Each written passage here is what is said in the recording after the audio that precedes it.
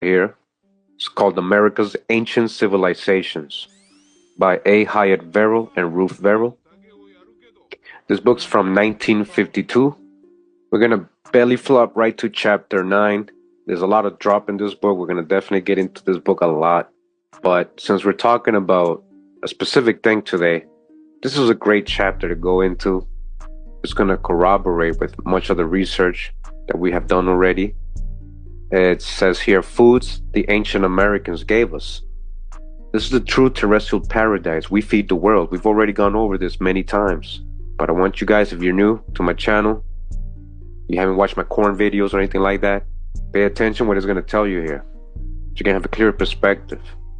It says in a previous chapter, I have mentioned that when Cortez and his followers reached Mexico, they found many edible plants and fruits that were unknown to Europeans. It was the same in Peru, and from both countries as well as from the West Indies.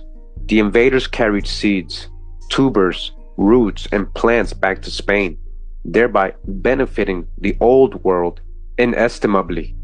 Alright, so they're saying because of all this food, this new food that they were bringing back to Europe, right? They were getting very wealthy and prosperous. We've gone over this already. But, they call them the old world, but that's not the old world. Of all our food plants, our fruits and our nuts, over 80% are indigenous to America. Again, over 80% are indigenous to America. They're talking about of all our food plants in the world. I pay attention. You're talking about out of Africa. You're talking about Pangea. Still, right? If, let's say, there was a Pangea, right? I mean, it was still connected. The waters just rose, right?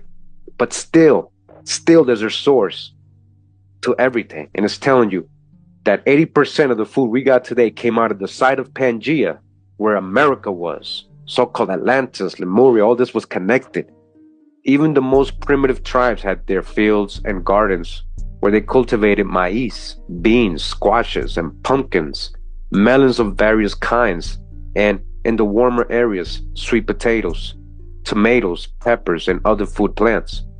The more cultured and the civilized races, the Incans, the Mayas, and the Mexicans, had great areas of well-tilled land, provided with irrigation ditches in areas where rains were few, and raised vast quantities of vegetable crops.